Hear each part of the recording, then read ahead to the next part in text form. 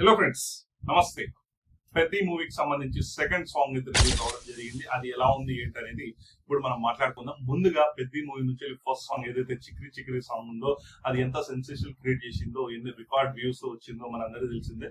So అందులో కూడా కొంత కాంట్రవర్సీ ఉంది. ఏదైతే ఫేక్ వ్యూస్ అని చెప్పి వ్యూస్ ని కొనుక్కున్నారని చెప్పి ఏదేమైనా కూడా సోషల్ మీడియా మొత్తం షేక్ చేసిన సాంగ్ చిక్రీ చిక్రీ సాంగ్. అందులో మెయిన్ గా రామ్ చరణ్ గారి స్టెప్స్ అయితే చాలా బాగుంటాయి. నో డౌట్ రామ్ చరణ్ ఒక మంచి డాన్సర్ రామ్ చరణ్ గారు. సో అందువల్ల మనము ఆ విజువల్స్ కానీ ఆ డాన్స్ కానీ ప్రతి ఒక్కటి మనం ఆస్వాదించాము. అయితే ఆ సాంగ్ నుంచి నాకు ఒకే ఒక డౌట్, ఇది కాస్త రంగస్థలం మూవీలా కొడుతుంది సీన్ అన్నట్టు అనిపించింది. బట్ ఫైనల్లీ సెకండ్ సాంగ్ కూడా రిలీజ్ అయింది. ఒక మంచి మోటివేషనల్ సాంగ్ అది. లిరిక్స్ బాగున్నాయి, మ్యూజిక్ బాగానే ఉంది.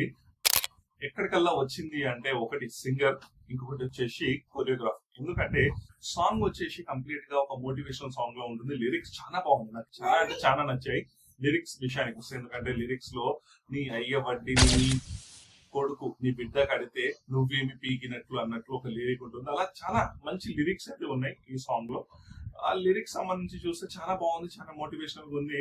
అందరినీ ఒక మోటివేషన్ తీసుకొచ్చి ఏదో ఒకటి సాధించాలి, చిన్న వయసులోనే నువ్వు ఎక్కడ ఆగిపోవద్దు అని చెప్పి ఒక మంచి మోటివేషనల్ సాంగ్ ఉంది. బట్ దానికి తగ్గట్టు మ్యూజిక్ ఉంది, మ్యూజిక్ కూడా ఉంది. బట్ దానికి తగ్గట్టు ఏంటంటే కొరియోగ్రఫీ కానివ్వండి, సింగర్ ఆ వాయిస్ అలా లేదు. ఒక వాయిస్, ఒక బేస్ వాయిస్ తోని ఆ సాంగ్ కనుక ఉన్నట్లయితే నిజంగా ఇంకా బాగుండేది. నిజం చెప్పాలంటే ఇంకా బాగుండి ఇంకా చాలా మందికి అయితే రీచ్ అయ్యేది. కానీ ఆ సాంగ్ యొక్క వాయిస్ చాలా పచ్చగా ఉండడం వల్ల, పల్చగా ఉండడం వల్ల మనకి ఎలా అనిపిస్తుంది అంటే ఆ ఫీల్ అనేది రాదు. అట్లా ఆ లిరిక్స్ కి మంచి సింగర్ కనుక తోడైనట్లయితే రోమాలు నిప్పు పొడిస్తే ఇట్లా రోమాలు లేస్తాయి. ఆ రేంజ్ లో లిరిక్స్ ఉన్నాయి. బట్ దానికి సంబంధించి సింగర్ ఆ రేంజ్ లో లేకపోవడం వల్ల, అంటే ఏఆర్ రెహమాన్ గారు ఈసారి పాట పాడడం జరిగింది. ఏది ఏమైనా కూడా ఏఆర్ రెహమాన్ మ్యూజిక్ కంపోజిషన్ బాగుంటుంది, కానీ తన వాయిస్ అయితే అందులో అక్కడిపోలేదు నాకైతే పర్సనల్ గా. మీకు ఎలా అనిపించింది అనేది కూడా మీరు కామెంట్ చేయండి.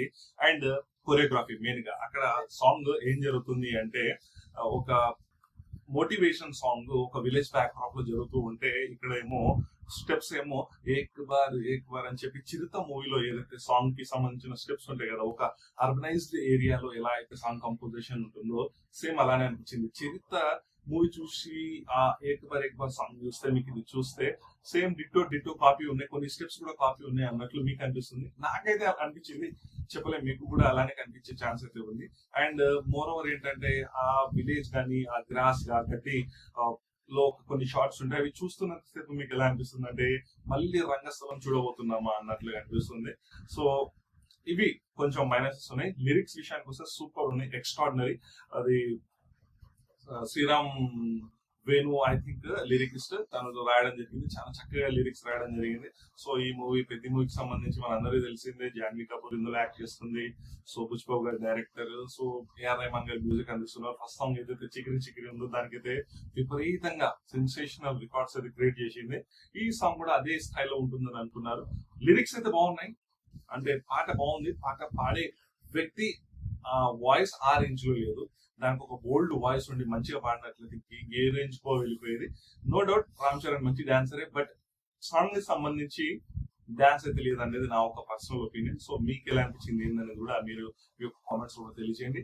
అండ్ ఈ వీడియో కనుక మీకు నచ్చినట్లయితే ప్లీజ్ లైక్ చేయండి, షేర్ చేయండి, సబ్స్క్రైబ్ చేయండి. మోర్ ఓవర్ ఈ వీడియోకి హైప్ ఆప్షన్ కూడా ఉంటుంది. సో మీరు హైప్ అనేది చేస్తే చాలా మందికి అయితే రీచ్ అవుతుంది. ప్లీజ్ హైప్ కూడా చేయండి ఈ వీడియో కింద. గైస్ నెక్స్ట్ వీడియోలో మళ్ళీ కలుద్దాం. అంతవరకు bye bye friends, signing of.